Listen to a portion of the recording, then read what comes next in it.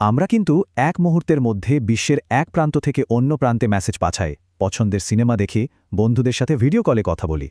কিন্তু এই সব কিছু কিভাবে সম্ভব হয় বলুন তো? আজকের এই আলোচনায় আমরা আমাদের এই ডিজিটাল দুনিয়ার পেছনের সেই জাদুকরী কাঠামোটাকেই বোঝার চেষ্টা করব, মানে কম্পিউটার নেটওয়ার্কিং।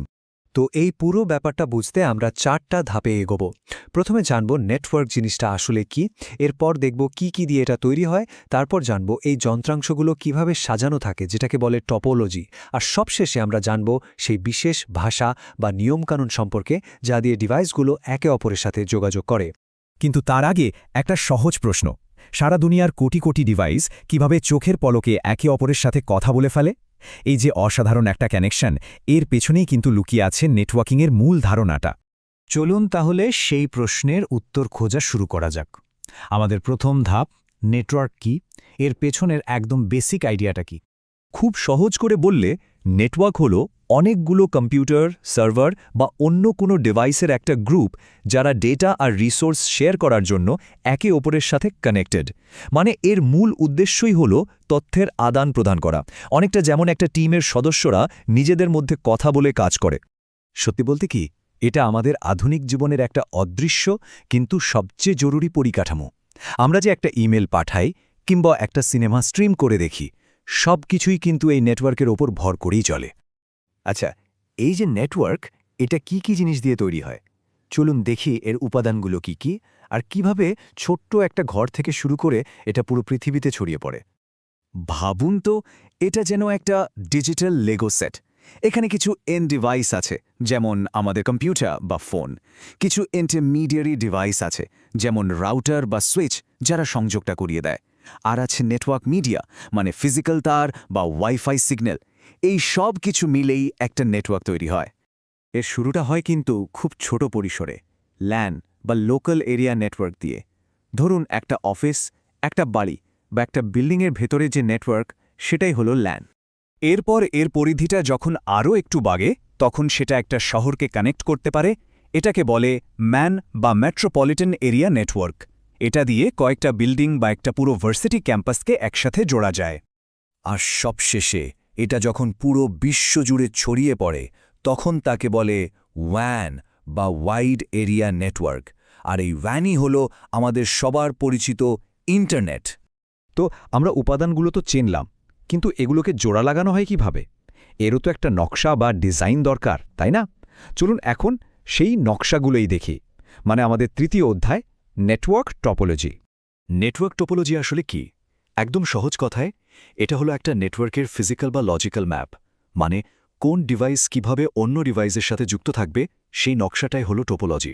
প্রথমে আসি স্টার টোপোলজিতে। এখানে নাম শুনেই বোঝা যাচ্ছে সব ডিভাইস একটা সেন্ট্রাল হাব বা সুইচের সাথে যুক্ত থাকে, ঠিক যেন একটা তারা।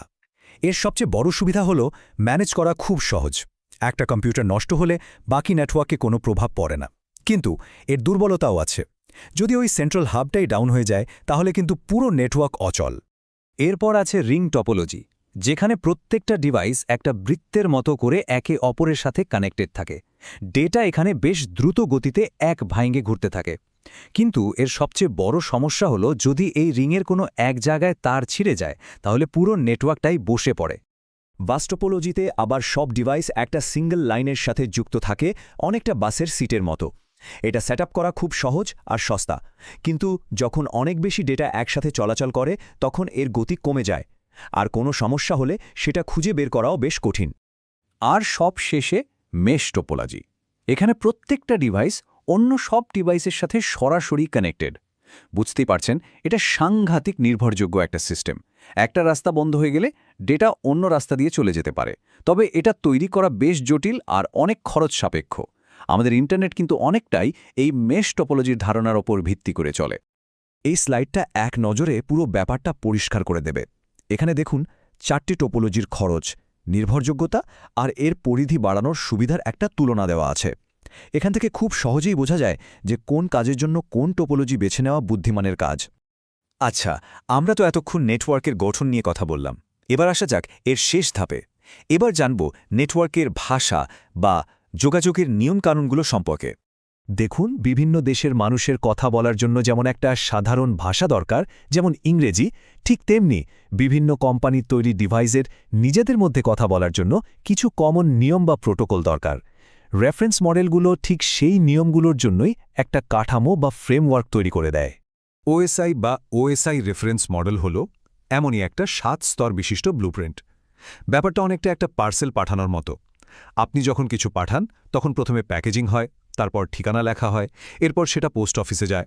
এখানেও ঠিক তেমনি ডেটা পাঠানোর সময় এই 7টা স্তরের প্রত্যেকটা নিজের কাজটা করে ডেটাকে ঠিকঠাক গন্তব্যে পৌঁছাতে সাহায্য করে।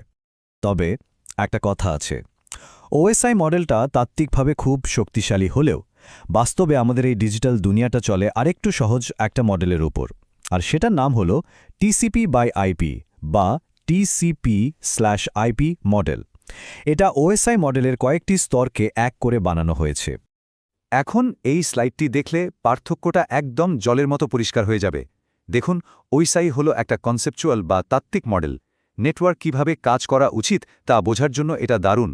আর অন্যদিকে TCP/IP হলো একটা প্র্যাকটিক্যাল মডেল, যেটা আজকের ইন্টারনেটকে চালায়। সোজা কথায়, ওএসআই হলো বইয়ের কথা আর TCP/IP হলো আসল দুনিয়ার চালক। একটা দারুণ কথা আছে, নেটওয়ার্কিংয়ের শিল্প হল বিমূর্ত স্তর বিন্যাসের বিজ্ঞান। কথাটা শুনতে একটু কঠিন লাগলেও এর মানেটা খুব সহজ। এর মানে হল এই যে এত বিশাল আর জটিল একটা নেটওয়ার্ক আমরা দেখি, সেটা আসলে অনেকগুলো ছোট ছোট সহজ আর নির্দিষ্ট কাজের স্তরকে একের পর এক সাজিয়ে তৈরি করা হয়েছে। এই মডেলগুলো নিঃসন্দেহে আমাদের ডিজিটাল বিশ্বকে বানিয়েছে, কিন্তু এগুলো তো গত শতাব্দীর প্রযুক্তি। এখন আর্টিফিশিয়াল ইন্টেলিজেন্স আর কোয়ান্টাম কম্পিউটিংয়ের যুগে নেটওয়ার্কের পরবর্তী ভাষা কেমন হতে চলেছে, এটা কিন্তু একটা বিশাল প্রশ্ন, যার উত্তরই হয়তো আমাদের ভবিষ্যৎকে আবার নতুন করে লিখবে।